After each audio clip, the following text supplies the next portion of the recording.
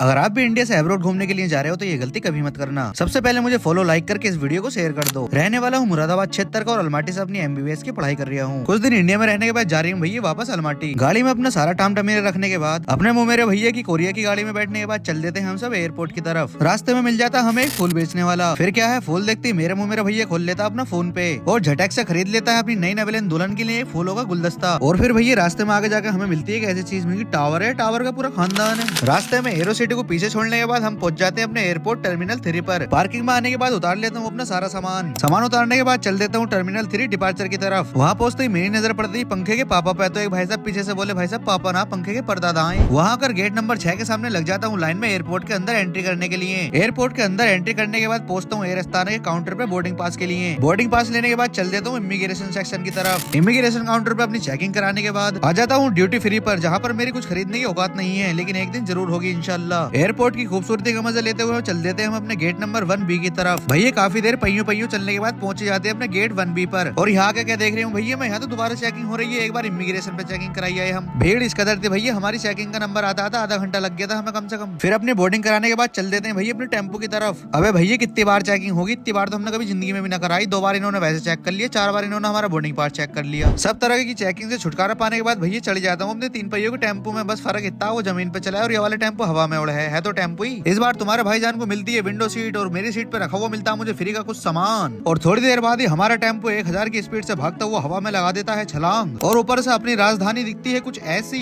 उसके बाद तुम्हारा भाई प्लेन की एलसीडी में देखने लगता है सिंघम अगेन। फिर भैया हवा में 1 से 1.5 घंटे उड़ते रहने के बाद आ जाता है हमारे लिए खाना। और ये है हमारा खाना, लग रहा है ना लजीज, मुझे पता आ गया तेरे मुंह में पानी। और ये है कजाकिस्तान की जच्ची जो की मेरे साइड में बैठी थी, और वो है चच्चा। मेरी चच्चा अंगूठा उठा दो। चच्ची का नहीं, देखियो घर से उठा दो तो उठाया भाई चच्चा ने अंगूठा। 3 घंटे का सफर करने के बाद हम पहुंच जाते हैं भैया अलमाटी।